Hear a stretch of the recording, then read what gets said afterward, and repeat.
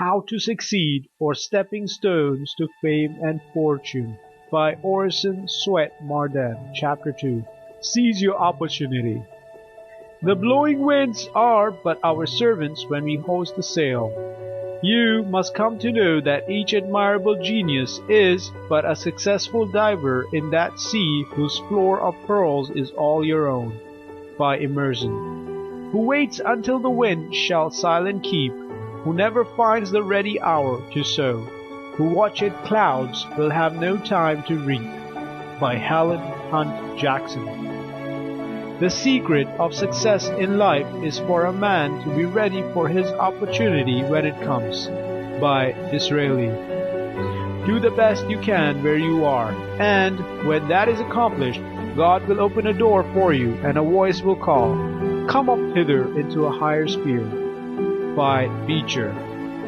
Our grand business is not to see what lies dimly at a distance, but to do what lies clearly at hand. By Carroll.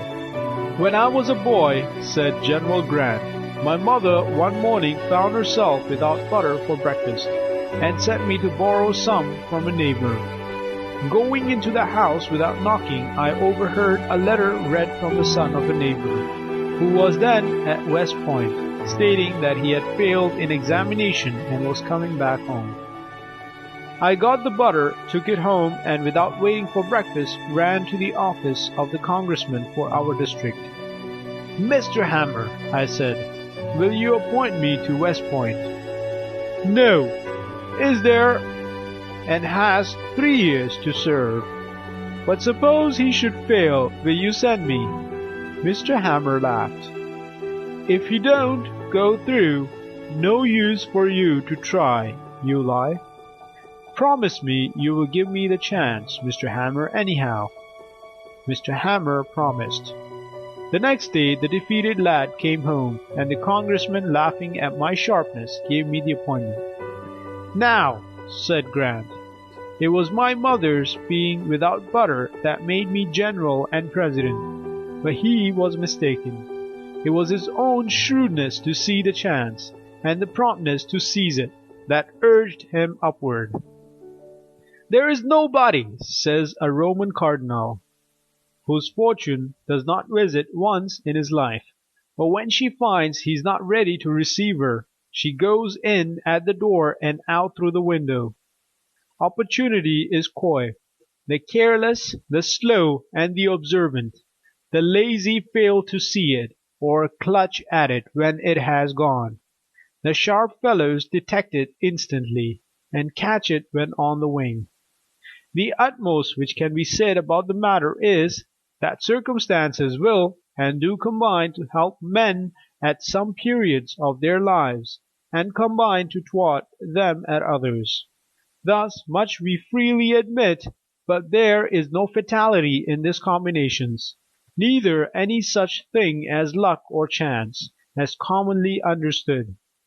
They come and go like all other opportunities and occasions in life, and if they are seized upon and made the most of, the man whom they benefit is fortunate.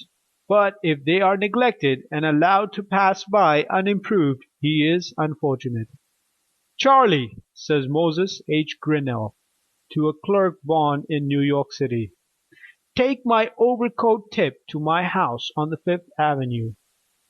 Mr. Charlie takes the coat, mutters something about, "I'm not an errand boy.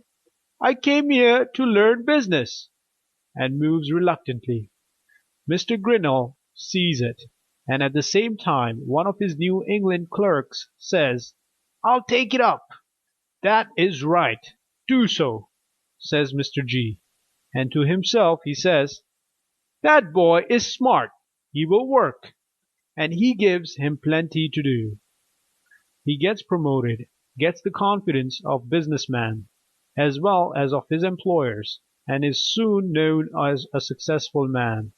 The youth who starts out in life determined to make the most of his eyes and let nothing escape him which he can possibly use for his own advancement, who keeps his ears open for every sound that can help him on his way, who keeps his hands open he may clutch every opportunity, who is ever on the alert for everything which can help him to get on in the world, who seizes every experience in life and grinds it up into paint for his great life's picture, who keeps his heart open that he may catch every noble impulse and everything